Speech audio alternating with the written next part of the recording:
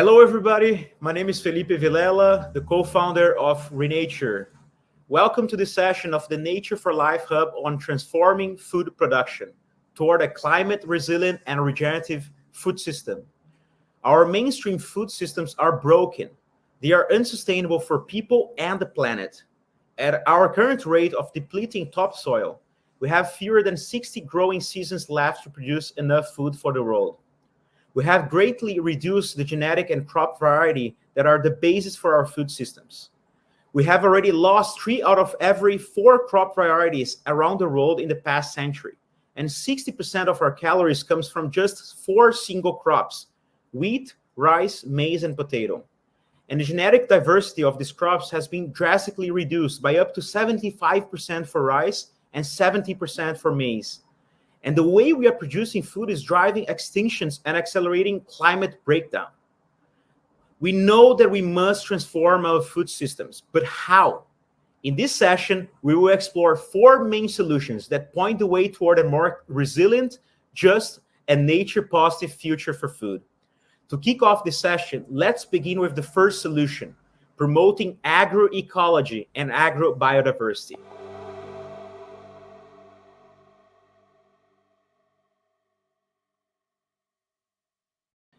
The term agroecology has been used for nearly 100 years, and its cousin agrobiodiversity has been used for about 30 years.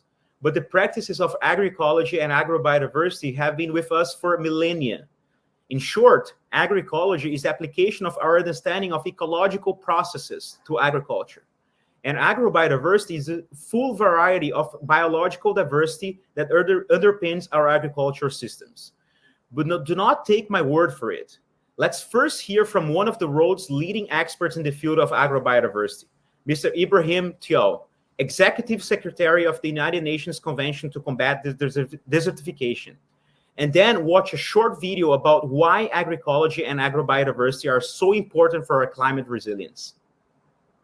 Dear colleagues and friends, welcome to this Food System Pre-Summit event on the importance of agrobiodiversity and its linkages to the spirit and letter of the 3 Rio Conventions. Our climate is changing. Species are being lost at an unprecedented rate, and the health and productivity of our land resources is in persistent decline. Food systems lie at the nexus of these intertwined global challenges. The way in which we produce and consume our food is actually contributing to putting us in peril. Science tells us that food systems are responsible for 1/3 of greenhouse gas emissions, over 80% of deforestation and ecosystem loss, and degradation of almost half of our agricultural land. The depletion of soil, water, and biodiversity compromises the very foundation of our societies and economies. We must come together to act on pragmatic solutions, among which are soil conservation through agrobiodiversity. Healthy soils produce nutritious food with essential vitamins and micronutrients. Crop and livestock diversity provide balanced diets that keep us healthy and help our children to grow strong. Over the past century, we have lost many of the crops varieties and genetic resources that have sustained us for millennia. As a consequence, our diets have become simplified, in fact, poorer. Agroecosystems have lost their resilience, thus increasing our vulnerability to shocks and extreme events. Our health has suffered as a result. So is our wealth, if we consider the loss of our natural capital. Building on existing international agreements and frameworks, we have the genetic bricks for future breeding and innovation. This will boost resilience and human health during the rocky road ahead. In other words, we need to boost our collective immunity. The vaccine for that is the restoration of diversity to food production and diets. Healthy soils are an open, tested, and proven technologies. Under the UN Convention to Combat Desertification, for example, commitments under the land degradation neutrality targets focus on improving productivity in farming and grazing lands. We are looking for bold actions to take to the UN's Food System Summit for ideas, for innovation, for new business models, and enduring partnerships.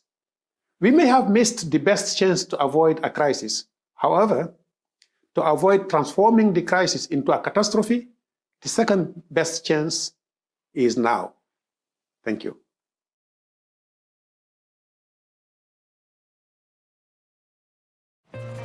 Despite significant technological advances in modern agriculture, people are still going hungry. Climate change is further threatening food security and taking a dramatic toll on our already dwindling natural resources and biodiversity.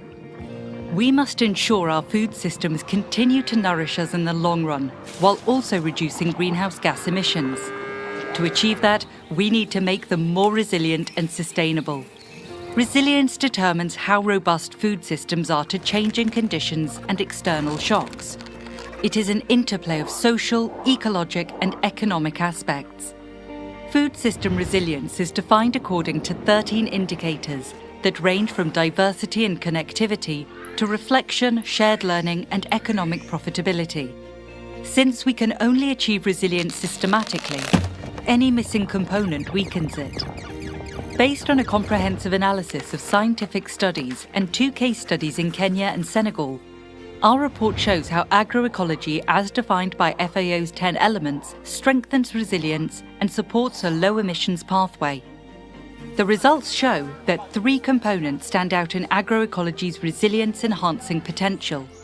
It promotes diversity of landscapes, of animals and plants, and of practices. Agroecology also builds healthy and fertile soils, for instance, by closing natural resource cycles, ensuring synergies between plants and animals, and reducing the need for pesticide use. It puts people and knowledge at the centre and focuses on local solutions, integrating traditions and heritage and strengthening farmers' networks. The evidence is clear. Agroecology can contribute significantly to climate-proofing our food systems. But it can only succeed when all stakeholders also understand the relevance of the socio-economic dimension and value it accordingly. Our report underscores the existing potential for a climate-resilient transformation of the food system based on agroecology principles. Let's make change happen together.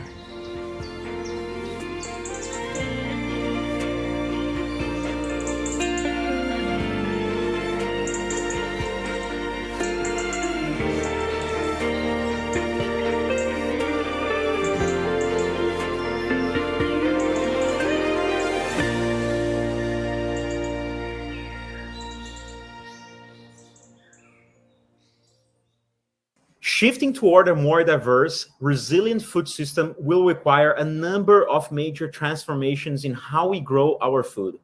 Let's hear from Mr. Zitani Olddata, Deputy Director at the United Nations Food and Agriculture Organization, to hear what he has to say about how we need to transform our food systems to become more nature positive and more resilient to climate change.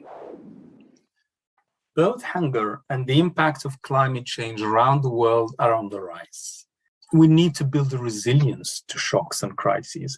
We need collaboration between countries to share experiences and lessons with strong political wills so we can put policies and measures in place that are compatible with local circumstances and priorities.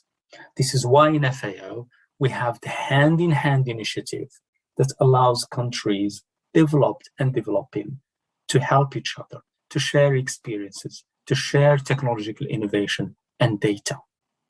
We also need to respect the science and evidence so we can develop robust policies and measures. We need to support the most vulnerable communities, particularly smallholder farmers, and empower them and empower women and the youth, particularly in rural areas.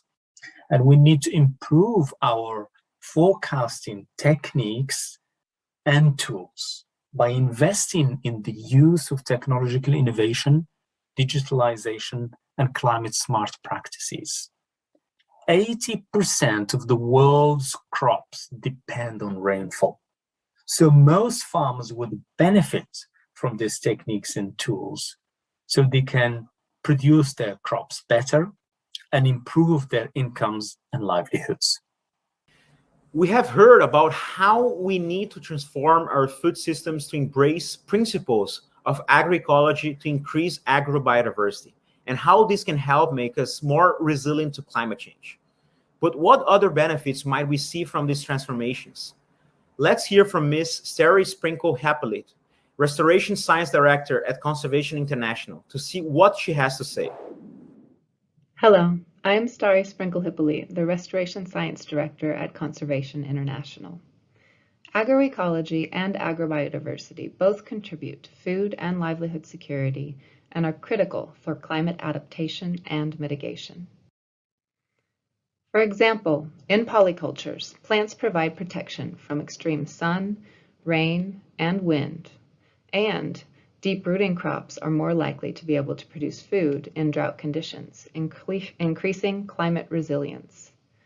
Agrobiodiversity provides genetic materials to support the development of drought and pest-resistant, heat or shade-tolerant crop varieties, allowing agriculture to be more adaptive. And reducing the use of manufactured fertilizers and pesticides reduces greenhouse gas emissions, pollution, toxicity, and health problems caused by the overuse of these products.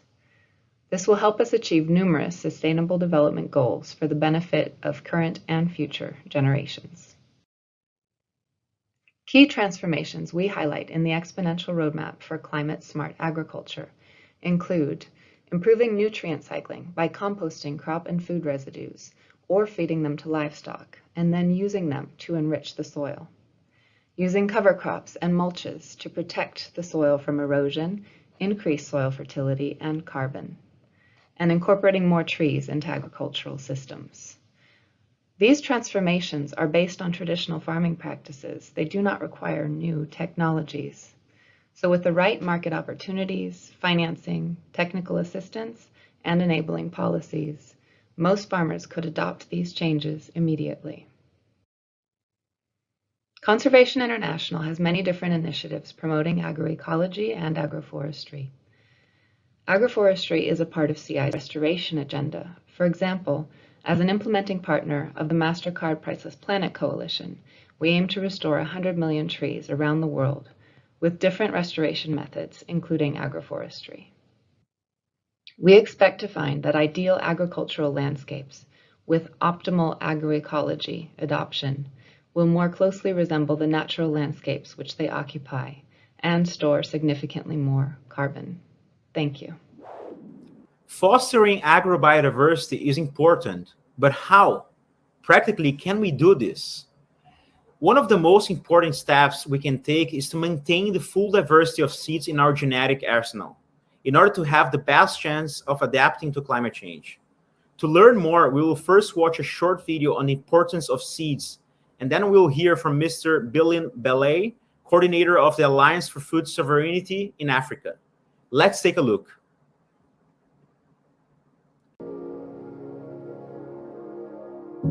My children, remember what fed you when you were young. You remember what brought you up. It is the very seeds that are being abandoned nowadays. The seeds we have are your rights.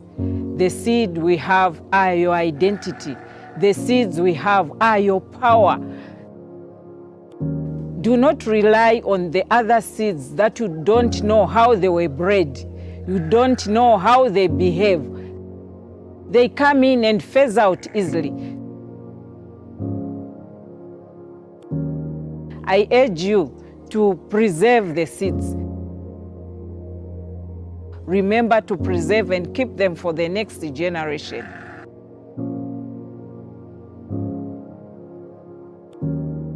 The seeds are part of you.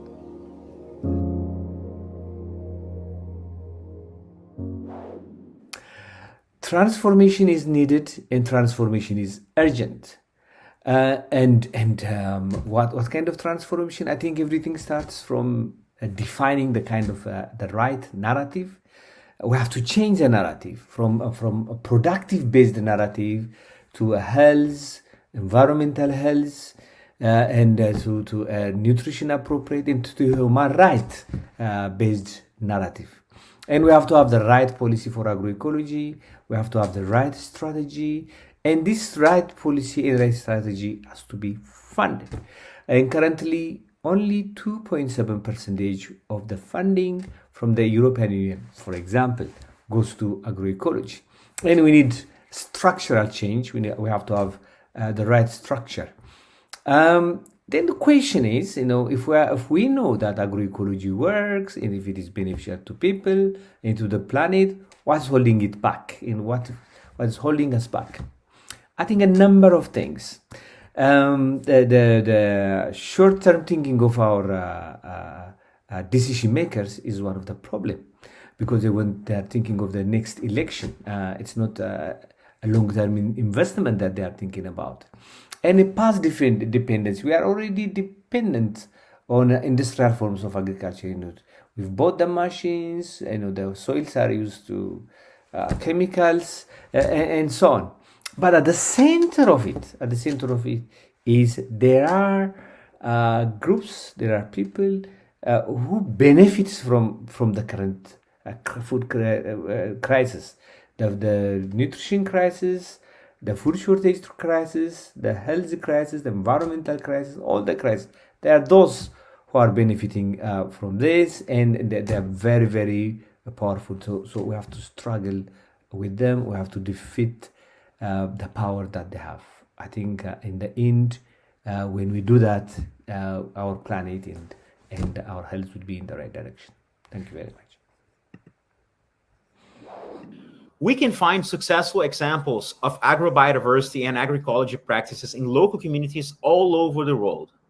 Let's take a look at the Deccan Development Society, a rural community from India that won UNDP's prestigious Equator Prize, to see how they are cultivating dozens of varieties of millet to nurture their communities and sustain their livelihoods. One of the major contributors to the climate change is agriculture.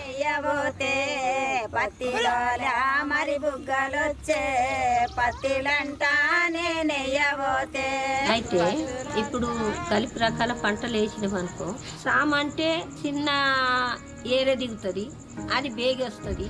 ఇప్పుడు జొన్ననేమో బలం తీసుకుంటుంది, తొగరేమో బలం ఇస్తుంది, మళ్ళా అనుము విన బాగా ఆకు రాలుతుంది, దాని బలం వినిస్తుంది, దానికి విన దాని ఏళ్ళు విన బలం ఉంటాయి. They completely grow their crops on the rainwater. It's a completely greenhouse gas free agriculture, and most of all, it is the most nutritious food that it produces.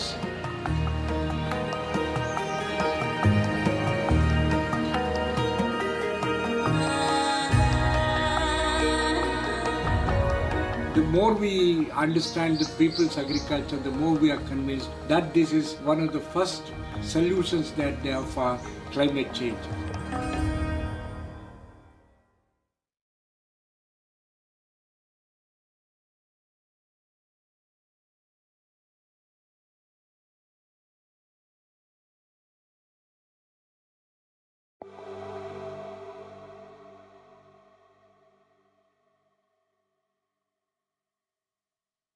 The second solution for transforming our food systems is agroforestry. Agroforestry is a combination of agriculture and trees in the same space as part of an integrated system. It has been around for millennia, but the benefits of the practice are not well known.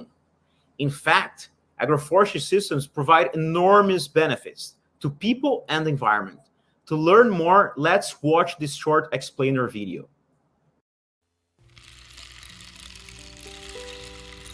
Agroforestry. Let's talk about agriculture today. Deforestation to extend agricultural areas, intensive monoculture on large-scale agricultural fields, and chemical pesticides are used. Yuck! But the problem, crops become more and more vulnerable to natural hazards. There's soil and chemical wash-off, drought. Not cool. In fact, intensive monoculture is not sustainable. Nature is the answer. Agroforestry. Agroforestry is about planting trees on and around farms. Planting trees helps regulating the water cycle with interception, infiltration, and water retention, enriching soils and preventing erosion, and regulating temperatures and humidity. Microclimate. Trees capture carbon in their trunks, branches, and roots. They help bringing back biodiversity. Oh, a spider! Beneficial insects pollinate crops and control pests. The natural cycle is restored. Habitats are protected. Whoa, monkeys! Trees bring many benefits for farmers. They improve the production's quality, increase yields, diversify products and activities, increase incomes, enhance social development, bring happiness, and build a heritage for future generations. Thanks, Bob! All in all, agroforestry is productive, regenerates the ecosystem, benefits farmers, secures companies' quality of sourcing. Last but not least, agroforestry is applicable all over the world. Everywhere! It's the new agricultural revolution. With Prayer Project. One of the main benefits of agroforestry is invisible, the ability to sequester carbon and keep it in the ground. In fact, according to the project Drawdown, agroforestry could sequester up to 20 gigatons of carbon by 2050, while providing a net profit of up to $3 trillion USD. Joining us from Project Drawdown is a senior fellow, Mamta Merha. Let's hear what she has to say about the benefits of agroforestry. Agroforestry, an ancient old practice involving the beautiful interaction of agriculture and trees, including the agriculture use of trees, proves to be a great warrior in the fight against climate change. We understand the importance of these solutions, and that's why our analysis includes 3 such solutions: silvopasture, tree intercropping, and multistrata agroforestry. If you are thinking that climate mitigation and financial gains are the only benefits these solutions are providing, you are wrong. There are many more benefits, co-benefits these solutions are providing, whether it is about improved biodiversity, improved soil and water availability, microclimate regulation, improved livelihood security, nutritional security, improved environment, women empowerment, and many more. In fact, the typical home garden, one of the kind of multistrata agroforestry, has been considered as the epitome of sustainability. Thus, these agroforestry solutions, which are often excluded and ignored in the major climate discourse, have the potential for both climate mitigation and adaptation. Together, they build the resilience and provide better cushioning against extreme climatic events, which we all are experiencing so often these days. Agroforestry has huge and untapped potential to store and keep carbon in the ground, to improve nutrition, and to diversify rural livelihoods. But what will it take to promote agroforestry systems around the world? Let's hear what Catherine Muturi, senior scientist at the World Agroforestry, has to say. There are important transformations that need to occur to promote agroforestry. We need to change our mindset to systems thinking. Agroforestry is an integrated farming system and addresses complex challenges as opposed to the popular silver bullet solutions. And people need to know my action impacts others. So systems thinking, creating an enabling policy environment framework. Agroforestry is not having a home in many governments. We have the Ministry of Environment, Ministry of Forestry, Ministry of Agriculture. We need political will to mainstream agroforestry in this initiative, including in curriculum and extension services. Investment. There is not enough investment in agroforestry. We need substantial and long-term investments in in agroforestry, and this is both locally from government and from donors. Market value chains for a variety of agroforestry products and compensation for ecosystem services are lacking and inadequate. For instance, 48% of the coffee is grown under shaded coffee, yet farmers are not reaping the benefits of specialty coffee, which is sold out there. And therefore, we need to have effective, affordable, and competitive financing schemes for carbon credits to farmers. Strong public awareness, having champions, including powerful communication, packaging, and messaging, is essential. And showcasing success and lessons where things have not worked well will help create a critical mass to rally behind agroforestry. And this may include civil society engagement and youth on issues environment and agroforestry. And lastly, without monitoring, if we do not have an effective monitoring system that allows reflective learning and documentation of success, challenges, and recommendation, then transformation will not be documented.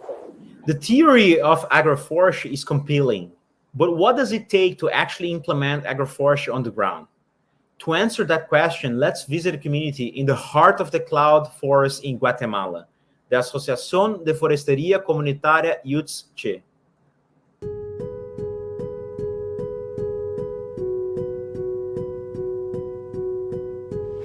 ¿Qué hemos hecho en 35 años de lucha? Sembrar, luchar contra el fuego a cada momento. Gente que nada que ver con el bosque que hemos plantado. Ahora tratan de decir, bueno, yo le pongo mano a eso también. Pero seguir luchando por estas tierras, no tendría dónde vivir. Queremos que nuestros derechos sean respetados. Hoy ya no se puede cosechar nada, ¿por qué? Porque tanto químico. Vienen el helicóptero aquí arriba de la casa a echar el veneno. Ya no sirve el agua, pues, porque tiene mucha basura.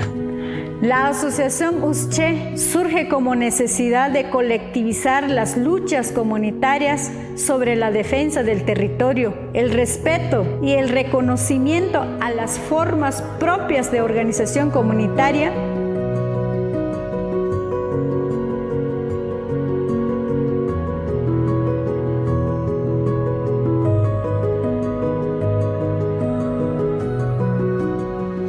USCHE representa el trabajo colectivo por la defensa ambiental, la defensa de los derechos humanos y promoción de buenas prácticas agroecológicas en forestería comunitaria. Tenemos que tener un bosque de lujo. El hecho de tenerlo no es solo un beneficio para nosotros, sino que estamos respirando un aire puro. Promovemos y facilitamos la participación plena y efectiva de las comunidades indígenas, campesinas, forestales y pesqueras. ¿Cómo nosotras las mujeres nos incluimos a la organización? Hemos traído esa trayectoria de nuestro liderazgo y saber también cómo movilizarnos en la comunidad, buscando las necesidades de las mujeres. USCHE representa la voz del sector comunitario en forestería comunitaria.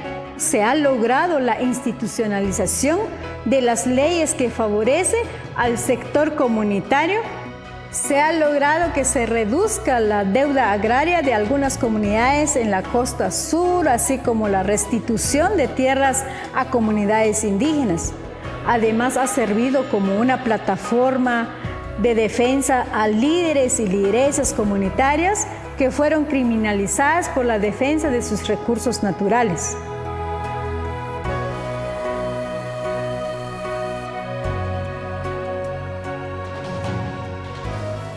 Si no hay agua, no tenemos vida. No hay bosque, no hay oxígeno. Y sabemos también de que nosotros somos parte de el pulmón del país, del mundo entero. Reforestemos en comunidad.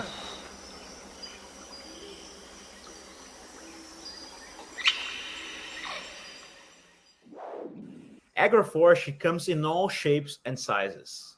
Let's take a tour on the other side of the road and see what the face of agroforestry looks like in Nepal. Let's start with a short video, and then we'll hear from Dr. Rajendra Upetri, Ministry of Land Management, Agriculture and Cooperative, about what the government of Nepal is doing to promote agroforestry.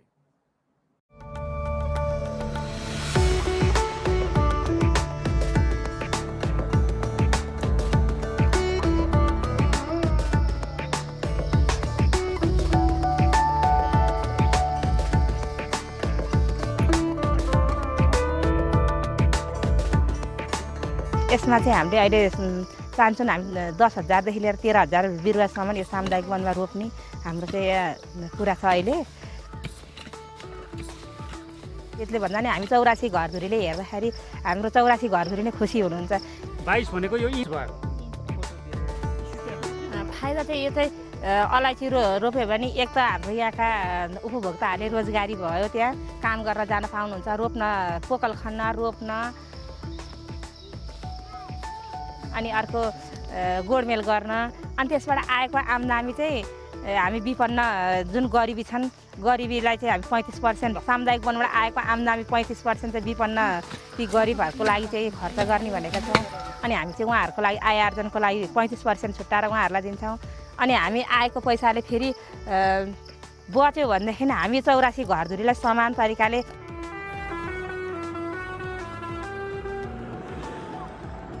यो सामुदायिक one भनेको सधैँ हाम्रो हो भनेर अरूको सोचेको छैनौँ, हाम्रो हो भनेर हाम्रो महिला दिदीबहिनीहरू पनि आफ्नो घरमा कामलाई निरन्तर दिँदै आफ्नो समय निकालेर चाहिँ यो सामुदायिक वनलाई जोगाउनुपर्छ।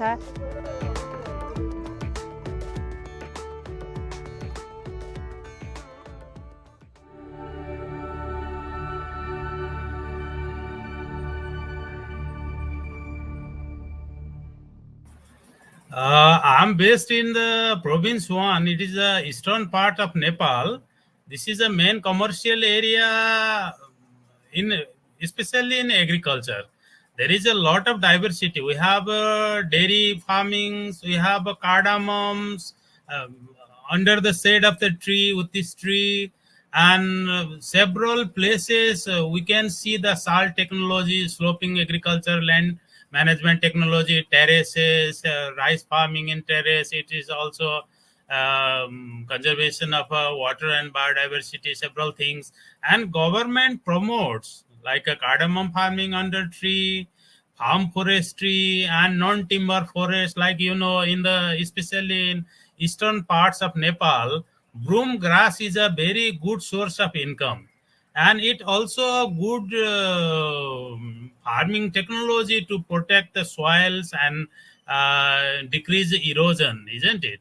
And beside this, several herbal plants are commercially growing, and government support this type technology. Government also promote like a indigenous crop like finger millets and the hillside maize and naked barley, these type things to preserve biodiversity and generate income generations opportunity everywhere in hillsides. Government is promoting this type things, and we also from last few years government also start the fish farmings in hillside. It preserve waters and recharge aquifers and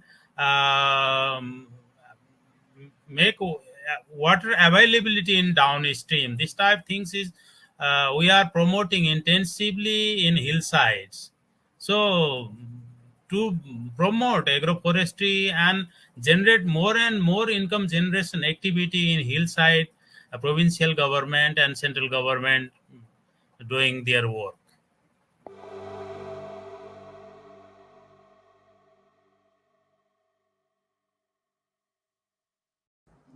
Even though Robert Rodair started using regenerative agriculture in the 80s, it's only been in the last 5 years or so that regenerative agriculture has really exploded into the scene.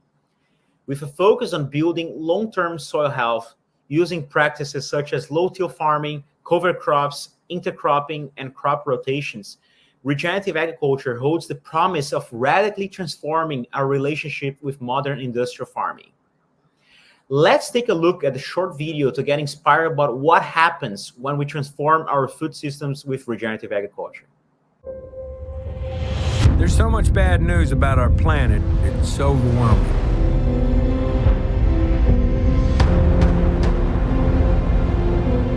Truth is, I've given up. This is the story of a simple solution, a way to heal our planet. The solution is right under our feet, and it's as old as dirt. All of our soils that are under chemical conventional agriculture are almost completely devoid of microorganisms. Modern agriculture was not designed for the betterment of the soil. Fossil fuels are by no means the only thing that is causing climate change. When we damage soils, carbon goes back to the atmosphere. But when we destroy soil, it releases carbon dioxide. Biosequestration is using plants, trees, and techniques of grazing and farming to capture carbon and store it in the soil. We can fix a lot of our climate issues if we bring the CO2 down into a living plant and put it back into the soil where it belongs. Plants working with soil microorganisms, it seems too simple. Healthy soils lead to a healthy plant, healthy human, healthy climate. There could be a way to eat food that heals the planet. The problem isn't the animal. The problem is where the animals are at. How do we take waste and repurpose and reuse it, because it's really not waste? The poop has to stay in the loop. Compost is just one of a suite of soil-based carbon capture solutions. We know how to do it. And if we continue to scale over 30 years, we can reverse global warming. We can get the Earth back to the Garden of Eden that it once was by regeneration. To see biodiversity return to a place that was completely devastated. That gives me hope. Our health and the health of our planet are connected. If you look over here, my neighbor's land that has been chemical fallow, then you look over at our paddocks, you have a diversity of different plant species. Which model do you want your food to be produced from? The answer is pretty simple to me. I'll make you a deal. I won't give up, and neither should you.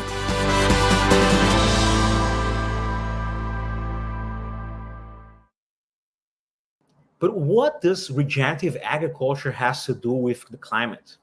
Let's hear from one of the world's leading climate scientists, Dr. Youssef Nassef, Climate Adaptation Director of the United Nations Framework Convention on Climate Change, to see what he has to say about the importance of regenerative agriculture as a climate solution. Regenerative agriculture is a process that can actually reverse a lot of the negative impacts of both climate change and biodiversity loss. It's almost like a magic bullet. It will help us enrich the soils, it will help enhance their capacity to absorb carbon, but at the same time, producing better and more nutritious foods that benefit from practices that makes it no longer necessary to use artificial fertilizers and pesticides. There's a lot of practices that we know about derived from indigenous practices and traditional agriculture and sustainable and organic farming that now can come together into making regenerative agriculture the road to the future, both to solve the climate change problem, but also with so many other benefits, including for health, including for ecosystems restoration, and many other things. Corporations can play a leading role in catalyzing change. Unilever has been at the forefront at the agricultural revolution currently underway among corporations. Let's watch a short video and then hear from Unilever's Chief Sustainability Officer, Rebecca Marmotte, about what they are doing to promote regenerative agriculture and why it makes such a good business case. I need Unilever to help our farmers rebuild the precious resources we rely on. And as Director of Sustainable Sourcing, that's my job. We're developing a new regenerative agriculture code to support our suppliers and their farmers and smallholders. It describes ways of farming that don't just protect and sustain, but actually rebuild. ways that increase the richness of our soils, protect our water, and enhance biodiversity, bringing our farms and our planet back to health. And we're making this code available to any organization that'll find it useful, because we want to drive change through the whole industry. Part of our new commitments to fight climate change, regenerate nature, and preserve resources for future generations. If you don't think that's a cause worth fighting for, what planet are you on?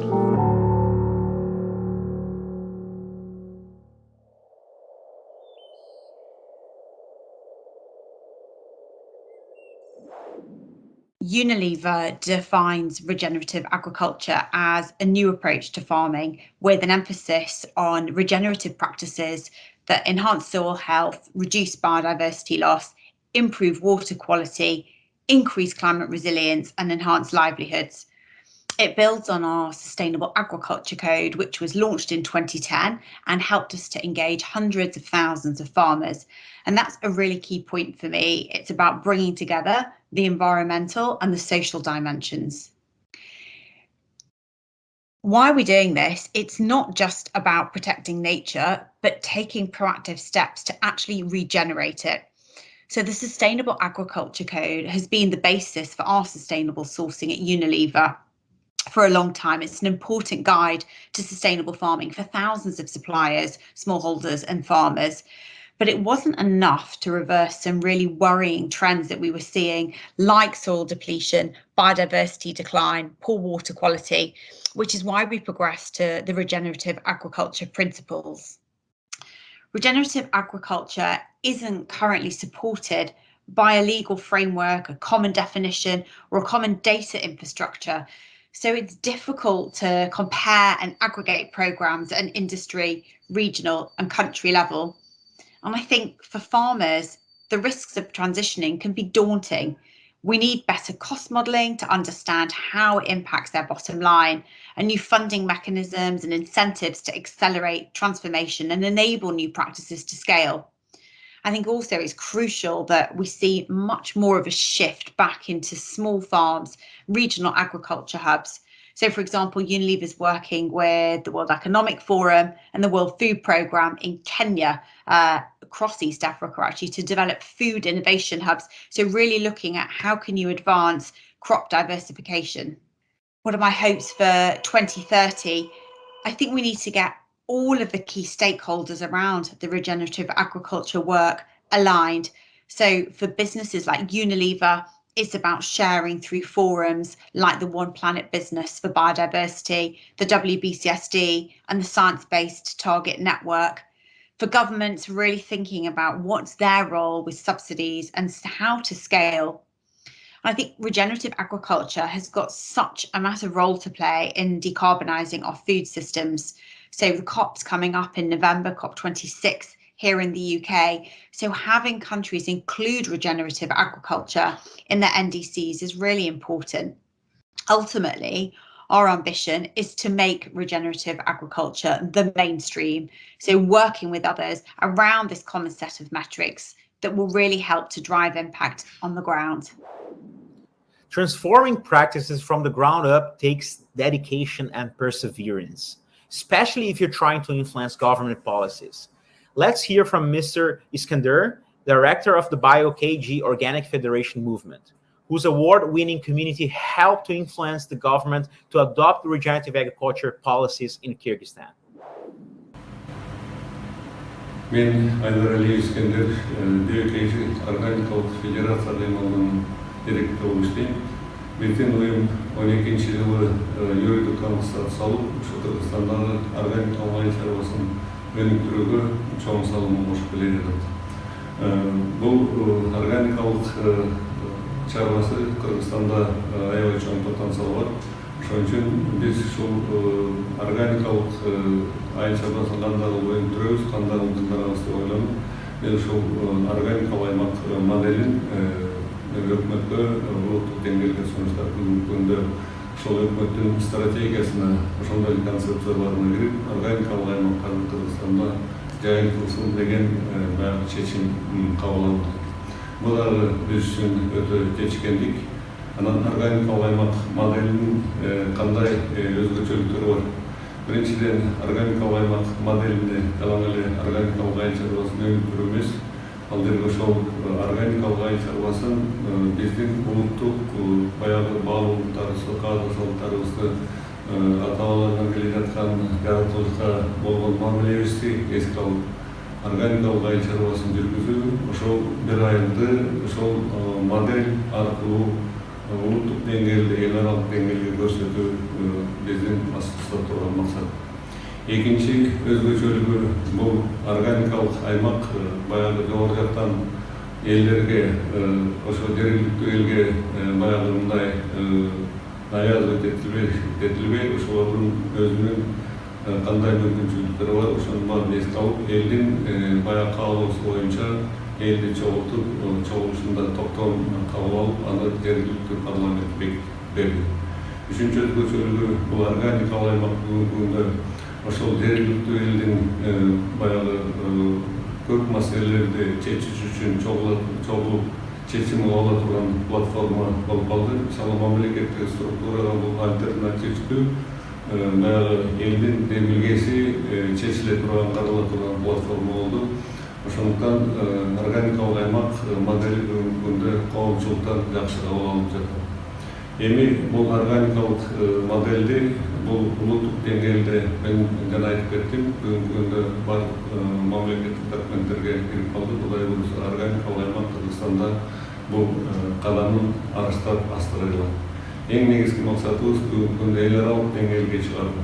Мына биздин дагы бактыбыз бар экен, Кудай колдоп экватор сыйлыгынын номинатору болуп калдык. Эми ушул экватор платформасы менен органикалык аймак моделин дүйнөлүк эл аралык деңгээлге чыгарууга мүмкүнчүлүгүбүз болот. Regenerative agriculture is a broad term and includes regenerative grazing and silvopastoral systems and others.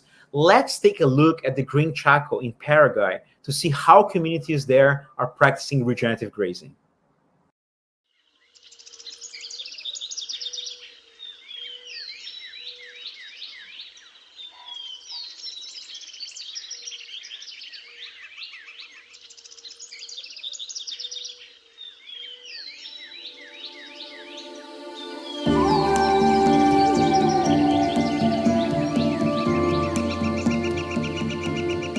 Nosotros no contamos con pastura, como comunidad indígena, ¿verdad? Parcela de pastura, nosotros los animalitos que manejamos son pasto natural. Entonces buscamos la forma cómo podemos tener una comunidad pasto.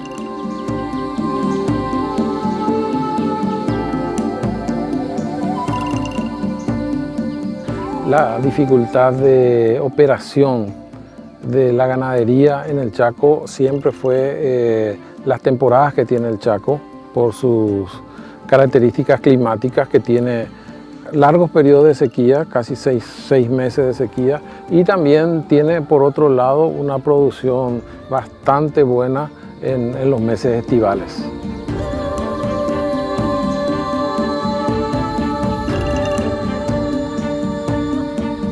Digamos, el río Misieterino, si es tuizano, lo mismo te le da perjuicio allá. Si es muy chico, entonces todos los animales van al otro lado, a la Argentina, algunos vuelven, otros que no van de ahí, hay que estar con eso. Se ha visto una necesidad en los pequeños ganaderos de desarrollar una estrategia forrajera, si bien son elementos conocidos pero muy poco aplicados.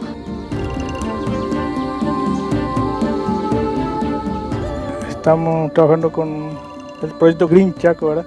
Nos facilitó cómo cultivar o sembrar pasto.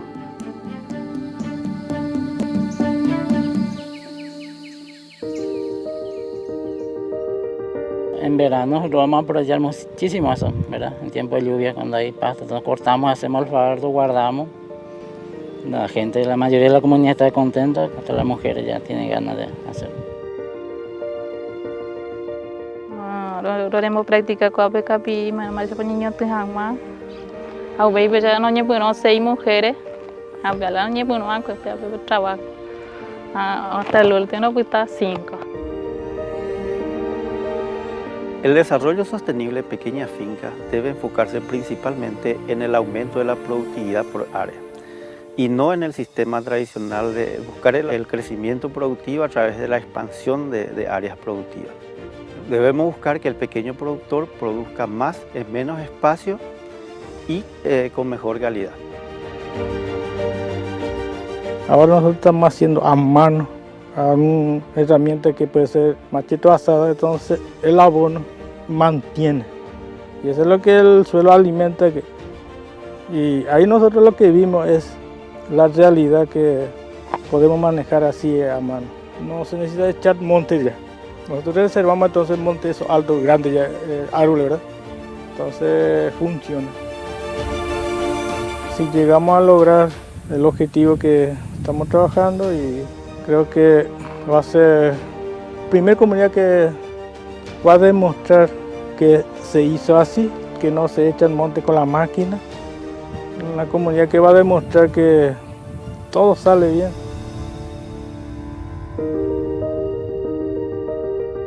Y estamos muy contentos nosotros con lo que estamos haciendo.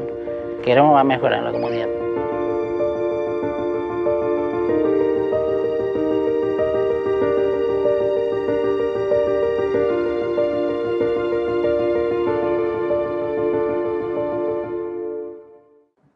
We cannot forget that more than 2 out of every 5 farmers around the world is female. More than 630 million women. Let's watch an inspiring video about women farmers.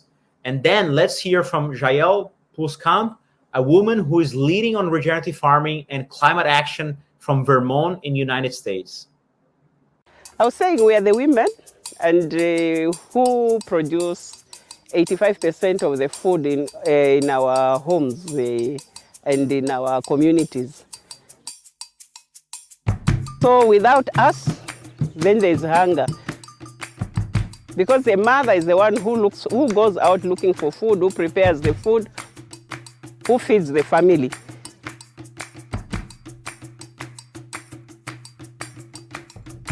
So for us, we feel, yes, we are very important in the country. So we need to be recognized, and they need to consult us in anything that they do for us, because without us, nothing can be done. So no, nothing for us without us. That is our motto. Thank you for the opportunity to speak with you today. My name is Jael Pluskamp, and on my farm in Vermont, I strive to farm in harmony with natural systems, not against them. Practicing regenerative agriculture is about farming in a manner that is restorative for the land and water rather than harmful. My practices improve soil health and encourage the presence of soil microbes such as green lacewings and parasitoid wasps, which help control pest species. Nature does an amazing job at keeping ecosystems in balance. Agriculture often disrupts this balance, but this doesn't need to be the case. We can integrate restorative methods that minimize this disruption. The benefits from regenerative agriculture are many, including improved soil health, minimized soil erosion, improved water quality, fostered biodiversity, water retention, improved drainage, and the sequestration of carbon, which is currently most vital for mitigating the effects of climate change. In order to scale up regenerative agriculture across Vermont and the United States, our food systems need to become more about preserving the environment and providing healthy, nutritious food rather than producing the highest yields from a plot of land. The current food system requires farmers to work land and livestock aggressively and intensively, requiring large amounts of chemicals and tillage, which is in effect poisoning people, the soil, and the water, and exacerbating the climate crisis. Rather than growing corn and soy to feed livestock, farmers can be supported to move away from intensive animal farming towards a grass-based rotational grazing method. We need to foster innovations such as smaller farm equipment for small no-till farms.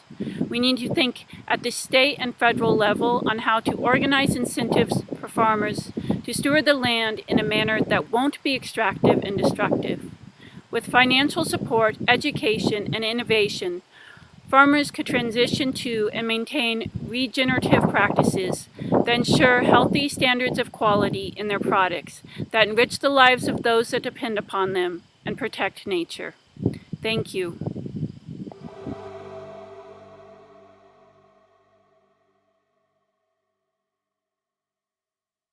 We may think of agrobiodiversity, agroforestry, and regenerative agriculture as cutting-edge practices. But in fact, they come from ancient practices that have been deeply embedded in traditional and indigenous food systems for centuries. With this fourth solution on indigenous food systems, we'll take a look at how regenerative and resilient food systems are essential pillars of indigenous peoples' livelihoods, traditions, and identity. We can start by exploring a key issues for indigenous peoples: indigenous food sovereignty. By reclaiming their native seed diversity and regenerative agriculture practices, indigenous peoples can foster resilient food systems that are deeply rooted in their own traditions. Let's learn from the experiences of the Tohono O'odham, Diné, and Hopi nations, and the Mayan Chiekchokiko people. Iru ya aru Shashawani kuwa okama ho nyi wo shanyema maha maha ona iru ya.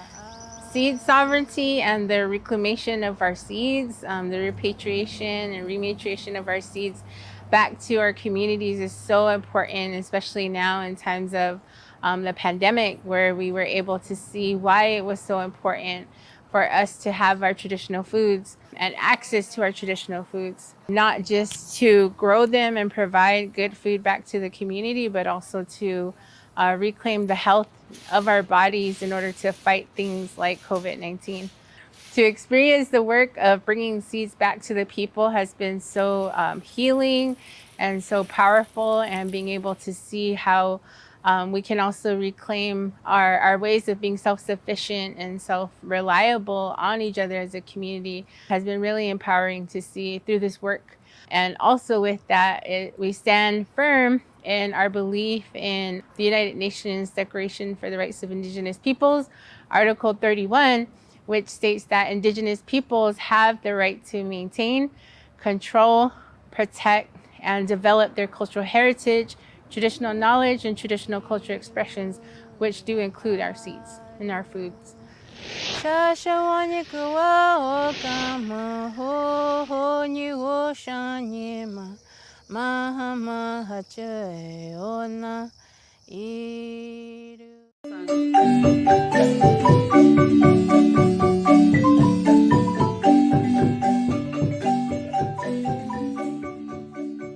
Desde Conavigua nos hemos organizado para la sobrevivencia en la soberanía alimentaria, también para la búsqueda de justicia para las mujeres, al igual como la formación de la juventud.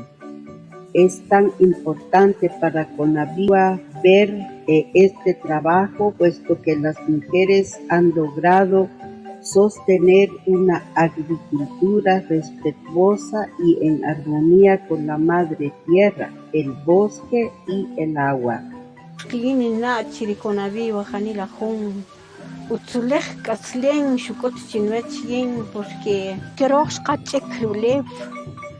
Y revueltas caen de brosa y de paisán quichaj, chortjo, chivacamin jareni, jun, ichaj ni tej, buen rojesu, chilira chulef, man abono taman química tachachre, y rox caen shoje, jamontaña re shoje, se cama 10 sacos de brosa, chipanla que chelajla se cama.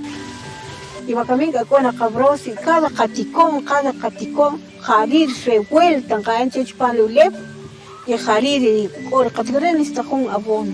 Conavigua entonces ha decidido abrazar la soberanía alimentaria como una apuesta política para lograr también luchar contra las transnacionales, luchar contra los agrotóxicos y luchar también contra toda forma de exterminio sobre las semillas naturales. La verdad, yo sí no estoy usando abono químico, sino que es pura brosa, lo que también le da fuerza a las plantas que crezcan también, ¿verdad? Puro natural lo que yo estoy tratando. Pues ese es uno de mis objetivos de un principio, tener algo natural. Si voy ahorita al mercado, yo puedo conseguir remolacha, tal vez yo puedo comprar, pero no sé cuántos químicos ha traído eso, ¿verdad? Entonces es una pena y un riesgo para la salud de nuestra familia, ¿verdad? En eso se basa el orgánico, donde lo echamos y entonces ahí recupera con que el 50, el 40, el 60% de lo que es nitrógeno, calcio, y lo que son los minerales de la tierra. Ese es el funcionamiento, lo que tiene.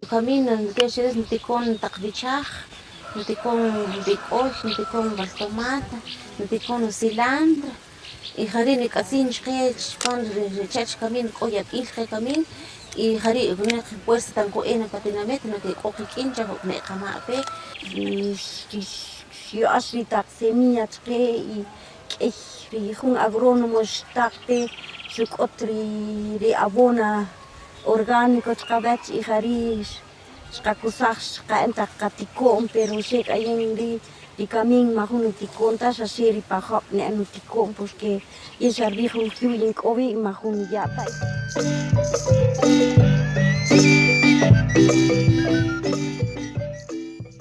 Yate Lolma, my name is Chris Honani. I am Dene in Hopi, and I am the Food Sovereignty Program Co-Coordinator for the International Indian Treaty Council. I grew up as a Hopi farmer on the Hopi Reservation in northern Arizona. And in that environment, it's a high desert plateau area that receives less than 10 inches of rain a year. My people have developed a system of farming that requires very little water to grow our crops. In fact, we don't irrigate our crops at all. We actually rely on the rain to provide all the moisture that is needed in growing our crops. What makes that possible is actually our seeds. Our seeds have been saved for thousands of years among our people. Most notably, there is a strain of corn, blue corn, that we call sakwapa in Hopi, that requires very little rainwater to grow, but also can grow in drought conditions as well. And that is important because today we're seeing drastic changes in the weather pattern, not only on the Hopi Reservation, but also across the world.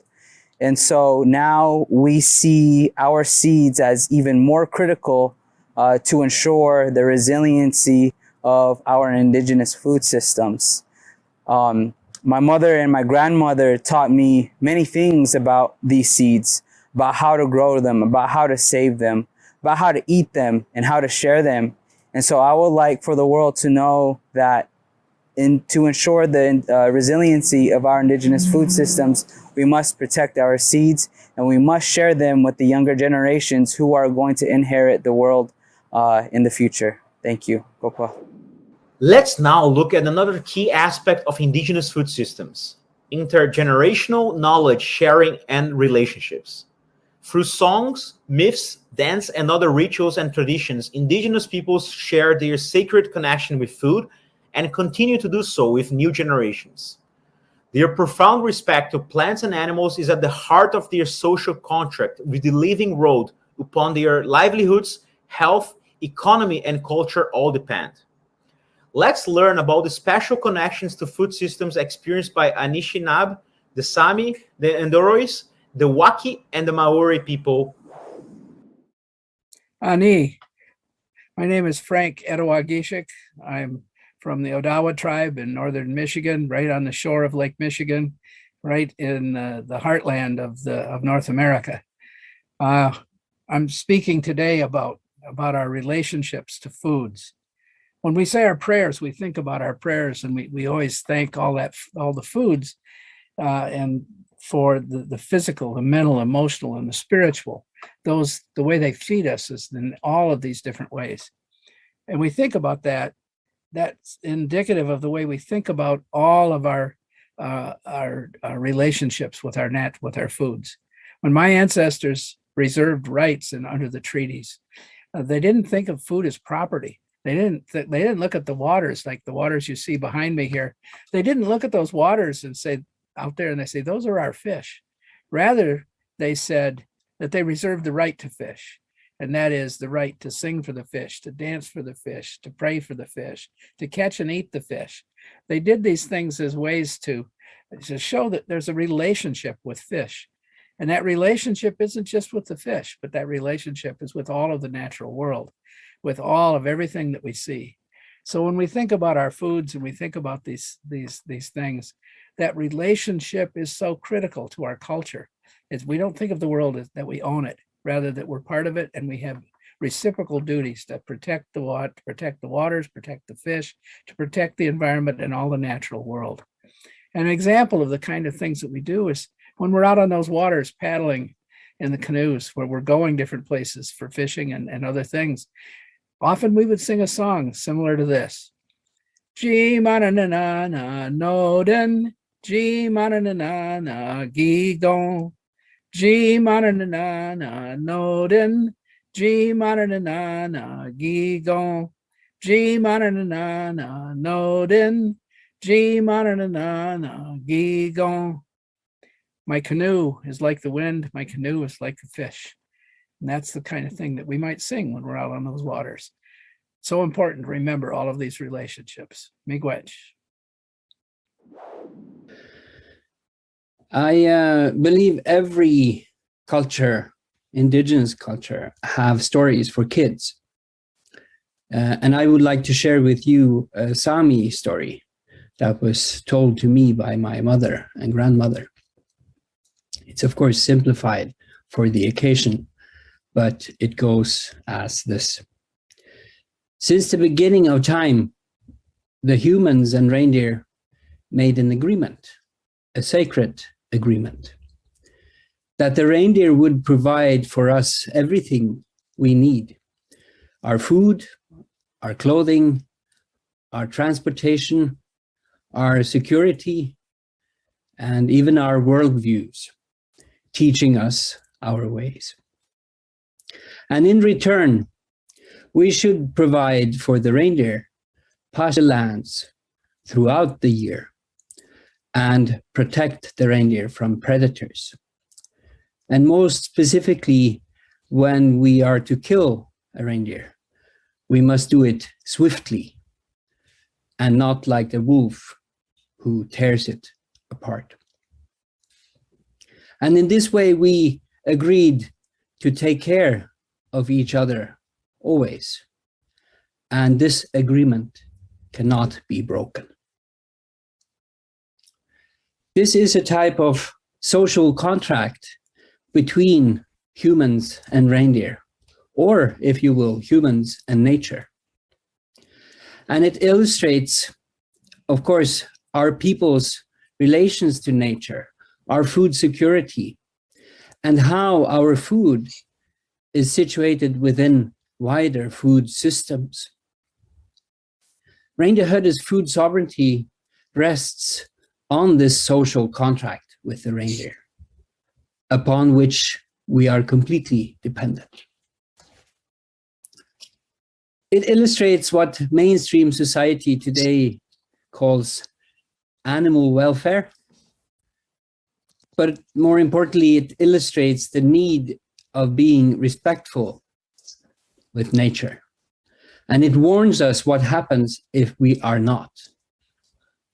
Because breaking this contract means that we will cease to exist. As Evenki reindeer herders of Eastern Siberia say, if we have reindeer, we have an ethnicity. If we don't have reindeer, we don't.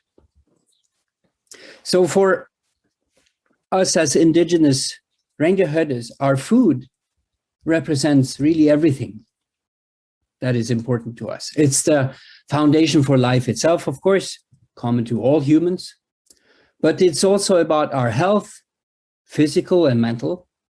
It's about our economy. It's about our safety and security. It's about our cultures, our languages, and the social aspects of eating and codes of conduct. And it's also about ethnicity. Food is one of the strongest carriers of human identity. And it also deals with our philosophy, our respect and appreciation. For instance, in our rituals when we are slaughtering reindeer. Our ways was always sustainable. Our economy was always circular. So take only what you need, use everything that you take, and share what you have. In other words, working with food really embodies all matters of importance to us as reindeer herders. And this is how we understand food sovereignty. Hi, my name is Carson Kiburo, a farmer on the baby steps of agropastoralism. I am an indigenous peoples advocate, focusing on intergenerational knowledge systems, preservation and transmission, using multimedia as a tool to tell our stories. I am of indigenous and Rice peoples heritage.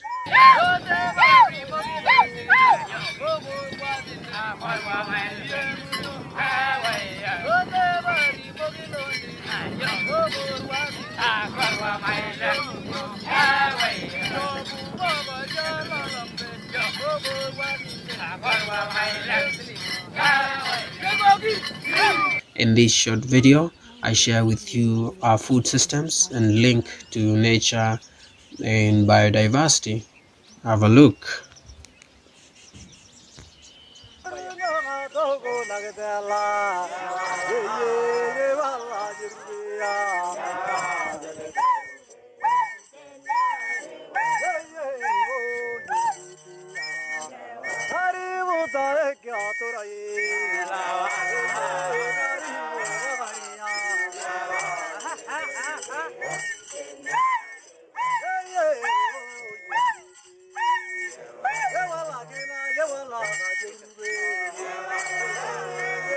A people who have practiced pastoralism as long as we have existed.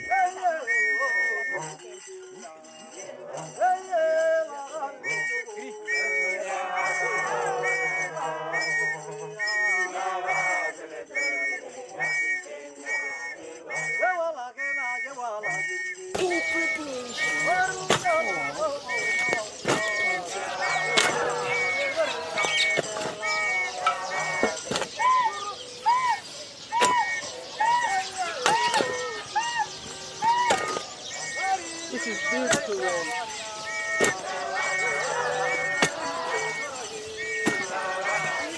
About 3 decades ago, we have slowly included subsistence farming methods, bringing in mixed agriculture on our small older farms. These farms have been repurposed for cash crops like maize, watermelon, butternuts, and beans. We have, most importantly, small parcels of land now being utilized for a few number of livestock, fruit trees, and vegetables. The Enduras practice beekeeping on small farms as well as in the community lands that act also as grazing fields for our livestock.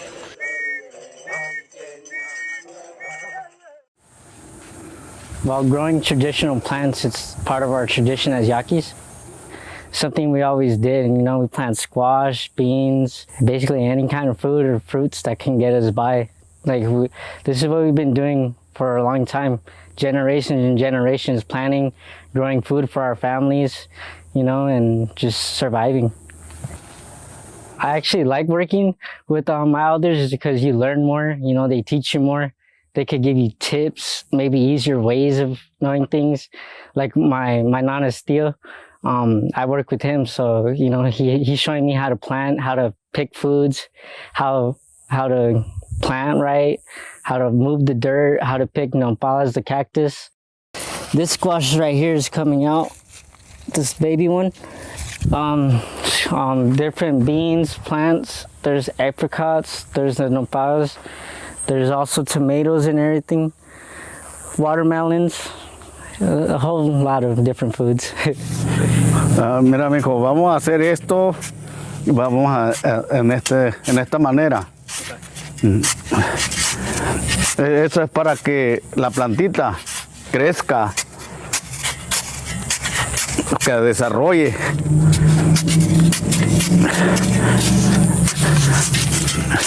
Y también es para que detenga también la agua también que el creador envía para que siga viviendo la plantita. Es una manera de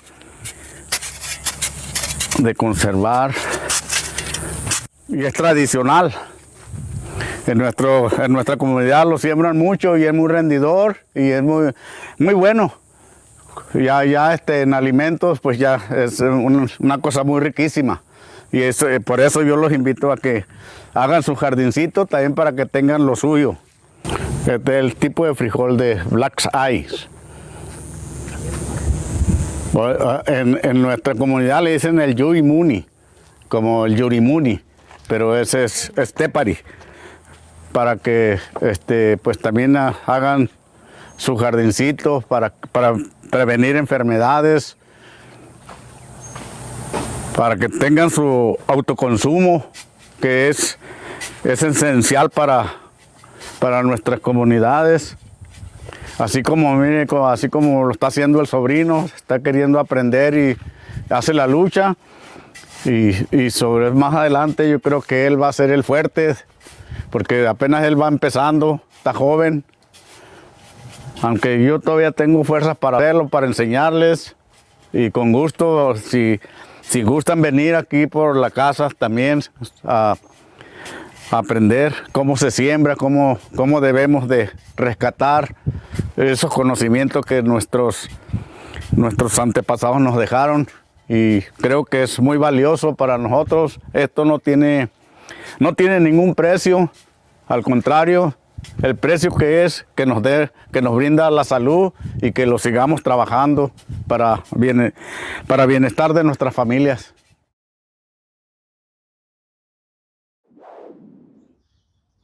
The tui sings in my forest every day. In the winter times, he is there dominating a rongoa forest, a healing forest.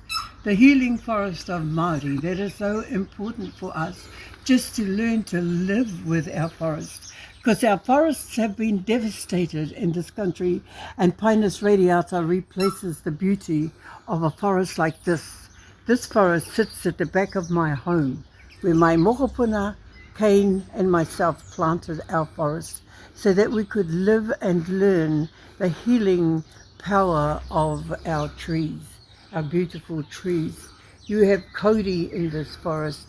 Here you have the Banksia. She is in her moon time and she's bleeding, and you can see her very clearly, having her ikura, as we say, but it's that time and that beauty of the winter where she is beginning to sleep.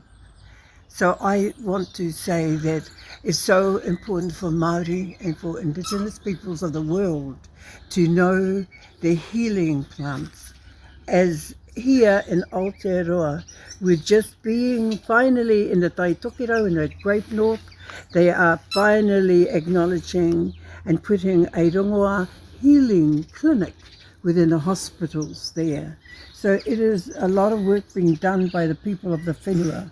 And I would like to sing to you a song, a karakia, that talks to the forest. Whakataka te hau ki te uru. Whakataka te hau ki te tonga. Kia makina kina ki uta. Kia mataratara ki tai. E hia ke ana te atakura he tio he huka he hauhu tie mauri ora.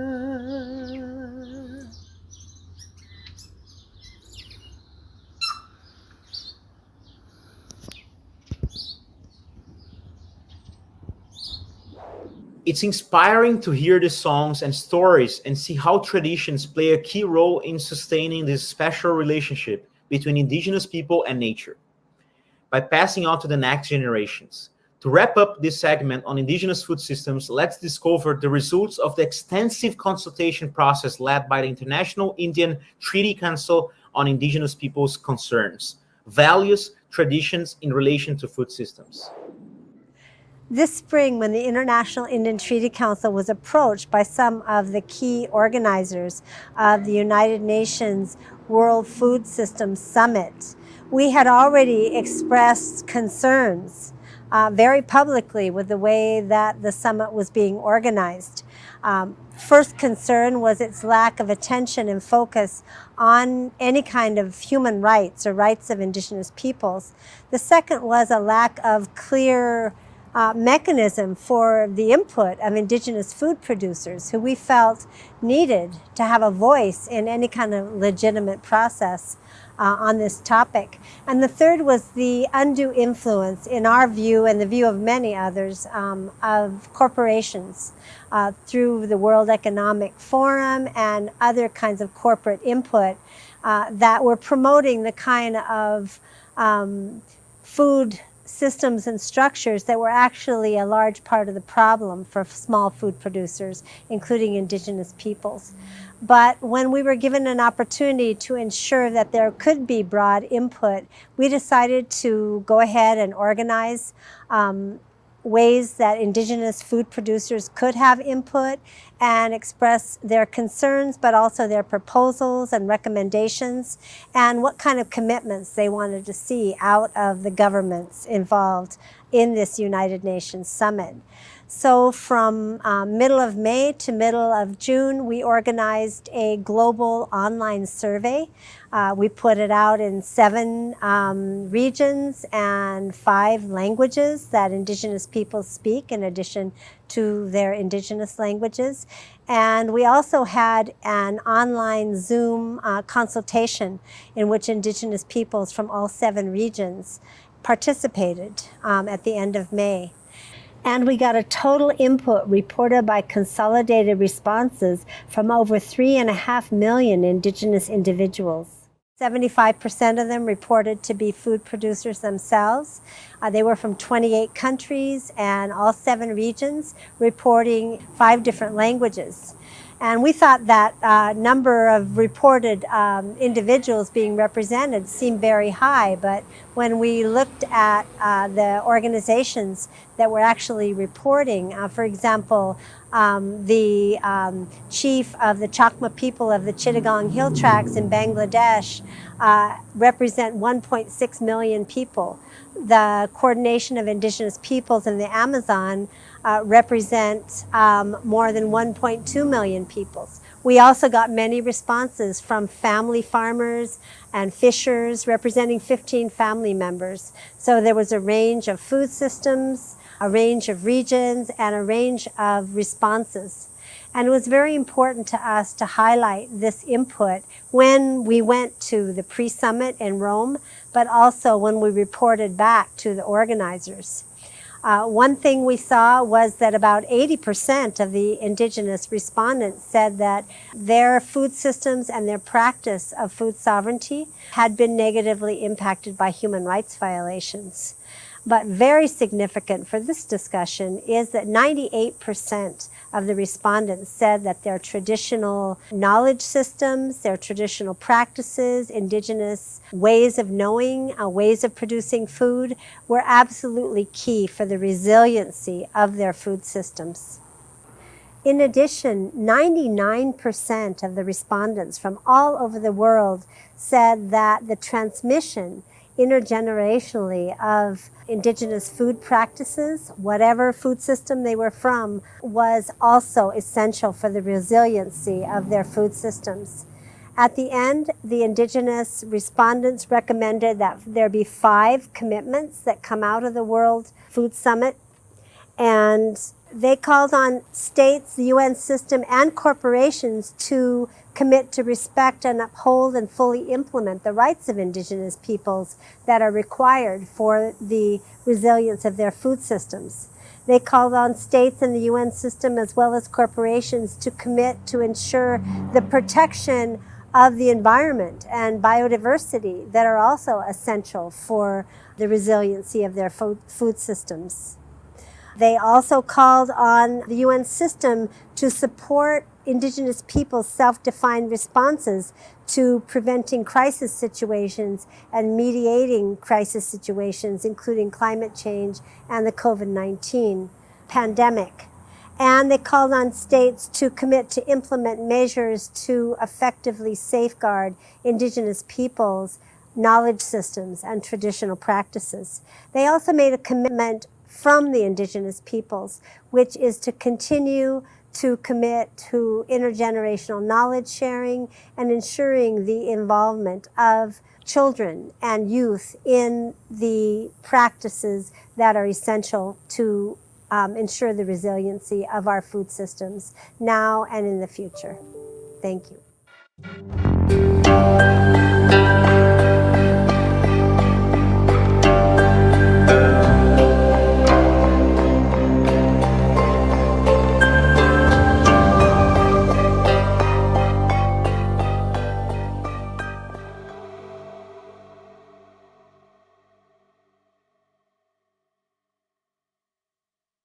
A few weeks ago, I had the pleasure of having a dialogue with my good friends Emma Chow, project lead on the Ellen MacArthur Foundation's Food Initiative, and Marijn Doos, Global Director of Open Innovation and Circular Economy for Food at Groupe Danone. We had a chance to talk about this topic near and dear to all of us, the circular economy of food. Let's listen in. After listening to all these different sort of inspiring solutions around agrobiodiversity, regenerative agriculture, agroforestry, and indigenous food systems, we have seen that they all have something in common. They're all going towards building a more circular and regenerative food system. So here today we have the pleasure to receive 2 big friends, Emma Chow and Marijn Doos, in which we will be discussing about what does it mean as circular food systems. So my first question to them is: we are listening a lot about circular food system. What does that term means in the relation to all these terms that we are mentioning today? Maybe I'll go first, if that's okay, Marijn. Please. Yeah, all right. Ahead. And thanks for having me. Always good to be in conversation with you guys, even in virtual form. And before totally diving in to circular economy plus food, I want to start with just circular economy, because that may be a new term for people tuning in, or maybe something that you know a lot about. But just to build all of our understanding, circular economy applied to all sectors, including food, it really comes down to 3 words. So it's eliminate, circulate, regenerate. We want to eliminate waste and pollution. We want to circulate materials and products at their highest value for as long as possible in the economy. And we want to regenerate nature. So we can take all of these 3 and we can apply them through the entire food system, from the way that we produce food at the farm level, we design food at the food manufacturer and retail level, to what we do with the byproducts, the parts that we don't eat. So we can apply the principles of circular economy to completely reimagine the entire food system to be regenerative by design. And so that means it's in deep contrast to the depletive, take, make, waste food system that we're currently operating within. Yeah, and I'll build on that and second it completely. I'm delighted that over the past few years, circular economy has become more commonplace. But I think it's always important that we remember that we frame circular economy really as a paradigm shift and not just as a mere optimization of the existing system. circular economy basically is anchored in living systems design. The system that we know right now today is simply no longer fit for purpose. However, when we talk about a system, what does it really mean? Well, a system is actually just the product of the overarching paradigm or the worldview out of which it arises. And within that, design, for me as an industrial designer, design is the expression of our intent. Now, the problem that we're facing in many ways is actually there are design problems. The solutions that we've designed over the years simply don't fit the biosphere. But I also find a lot of hope in that, because it means that we can also design our way out, if you will, as long as we shift the worldview and as long as we shift the intent to have an intent to have a holistic and regenerative impact. And so that's the way I really see the circular economy, not just merely optimizing the existing system, but really shifting the paradigm, the worldview out of which the system arises through design. Perfect. Thank you so much, because it's really about like having this holistic approach on how we can have a long-lasting impact within the whole supply chain that is experiencing and having a massive impact in terms of emissions, but also in terms of biodiversity loss, soil degradation. And I think we have to redesign the whole food system. My question to you guys now would be, what's the role of corporates in case of you, Marijn, with Danone, and what's the role of foundations like Ellen MacArthur in building a more circular food system with your current work around this topic?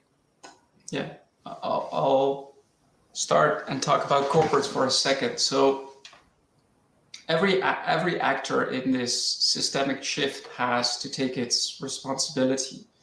Why I said initially that I find hope in the fact that we have a design problem, and when I talk about living systems, what I think is really important to realize is that living systems change through emergence.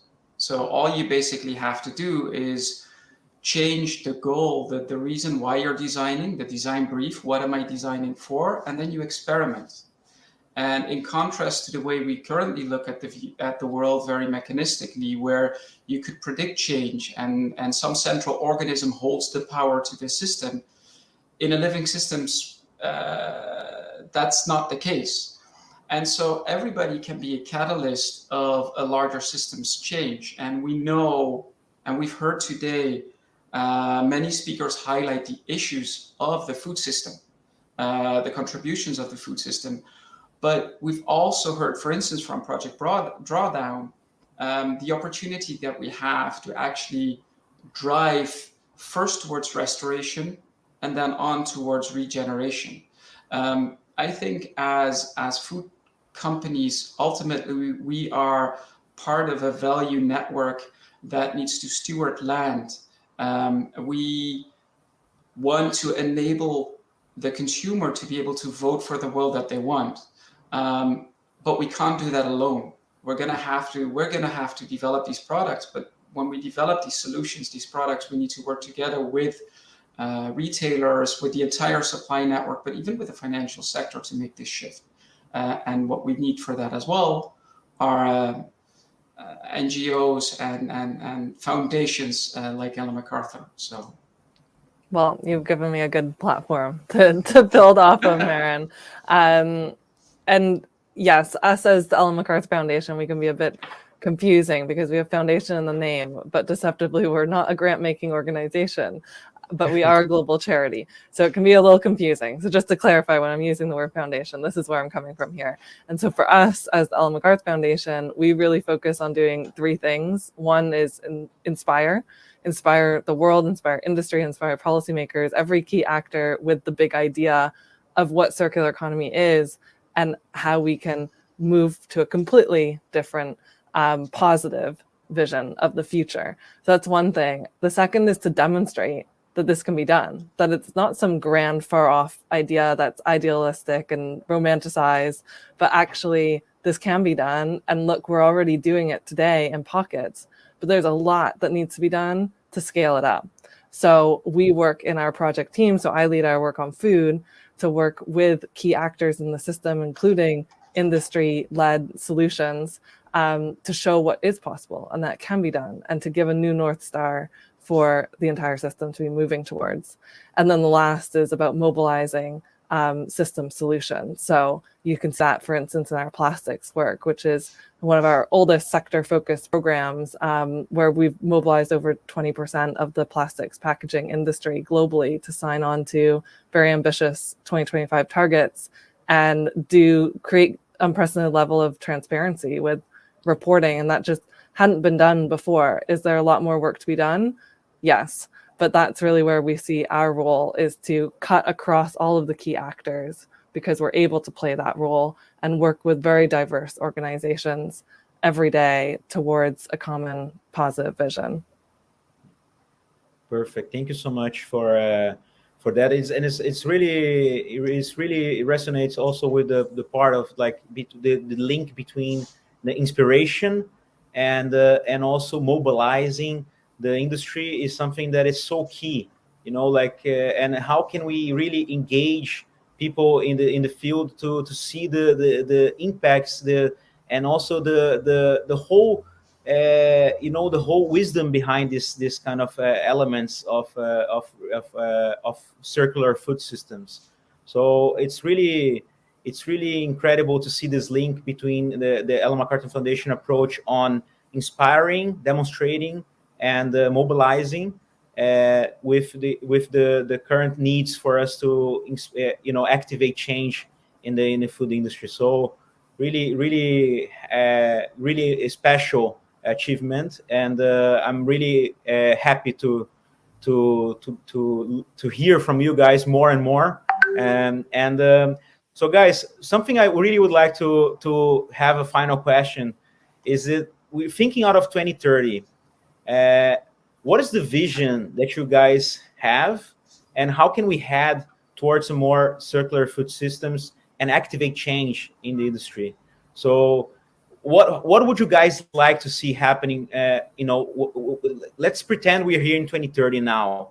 Like, what would you like to say what happened in the past since we got here now? I might go ahead. Okay. In 2030, I'd hope that we can all walk into the favorite place where we get our food each week, and the shelves are stocked with nature positive, climate friendly food. And we are on the trajectory where that kind of food that's actively building biodiversity, tackling climate change, better for customers, better for business, better for farmers, is simply the norm. And that's exactly the premise of our most recent publication called The Big Food Redesign, where I definitely invite everyone to check out, because we did some futures design and we threw ourselves into 2030 and we said, what would those ideal products look like? Because they don't exist today. So they're concept products, the same way that you can go to the Detroit Motor Show and see concept cars. That's what we've created in food, which is really exciting. And I keep looking at those pictures and going, when will we have these? Yeah, which is exactly what I would hope, that as we walk into that same store and walk towards that same shelf in 2030, that we reflect and we think back to how in the 2020s we started to apply like ecosystem acupuncture. We started to come up with these concept products, and the concept products were then translated into some iconic products that really become the first tangible manifestation of this new paradigm that inspired people to design it, just like Space Odyssey was the inspiration for an iPad. And then that we adopted a reciprocal mindset. We started to experiment. People found in themselves the power and also the mandate to actually start to experiment. And that as we take that food product, we start to see that around the food product now, it has set off a shift in other systems, other industries that are part of the system, that basically regeneration isn't even just regenerative agriculture, but it becomes really the norm to have a holistic regenerative system. That's what I hope for 2030, and that's what I think all three of us are working on every day. Absolutely. I think this, reconnection is something that is, it's really makes a huge impact for people to start listening to nature and start listening to their body, to see where the health where the healthy products comes from.